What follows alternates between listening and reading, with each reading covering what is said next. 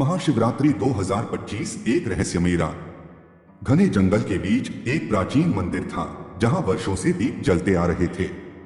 इस मंदिर के गर्भगृह में एक दिव्य शिवलिंग स्थित था जिसके बारे में कहा जाता था कि यह स्वयं भगवान शिव का प्रत्यक्ष स्वरूप है।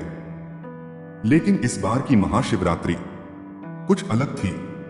अघोरी की भविष्यवाणी। गांव के सबसे बुजुर्ग अघोरी बाबा ने अपनी धूनी से उठते धुएं को देखते हुए कहा, यह महाशिवरात्रि कभी दोबारा नहीं आएगी। गांव की स्त्रियां उनकी बात सुनकर सिहर उठी। क्या सच में ऐसा कोई संकेत था? क्या इस बार की रात कोई रहस्य समेटे हुए थी? शिव पार्वती विवाह और छुपी भविष्यवाणी। पुराणों में वर्णित कथा के अनुसार इसी पावन रात्रि को माता पार्वती ने कठिन तपस्या कर भगवान शिव को प्राप्त किया था। देवता, ऋषिमुनि और समस्त ब्रह्मांड इस शुभ विवाह के साक्षी बने थे। परंतु बहुत कम लोग जानते हैं कि विवाह से पहले माता पार्वती को एक रहस्यमयी भविष्यवाणी सुनाई गई थी।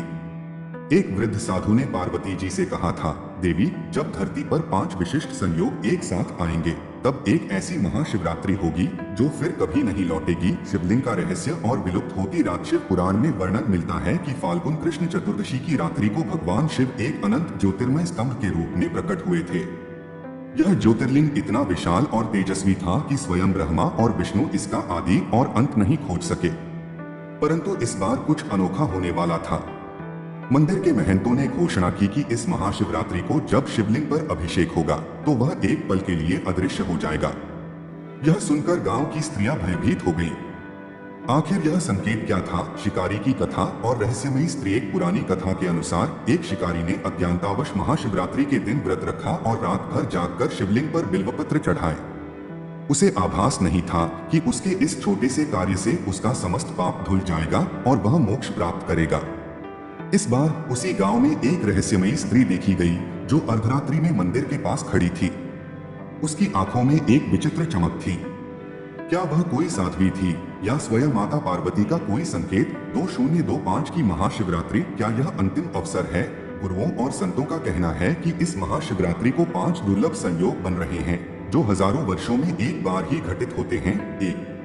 त्रयोदशी और चतुर्दशी का मिलन। 2. विशेष नक्षत्र संयोग। 3. शिवयोग का प्रभाव। 4. गुरु और शनि का दुर्लभ संयोग। 5. कुंभ राशि में ग्रहों की विशेष स्थिति। अघोरी बाबा ने एक बार फिर कहा, यदि इस महाशिवरात्रि को कोई स्त्री पूरे विधि विधान से व्रत रखे और रात्रि जागरण करे तो उसे 3 जन्मों तक पुनर्जन्म नहीं लेना पड़ेगा। स्त्रियों के लिए विशेष संकेत। गांव की वृद्ध महिलाओं ने एक दूसरे से कानाफूसी की। क्या इस बार हमें कोई दिव्य अनुभव होगा? क्या भगवान शिव स्वयं किसी रूप में प्रकट होंगे? कई युवतियां इस महाशिवरात्रि को लेकर बेचैन थीं।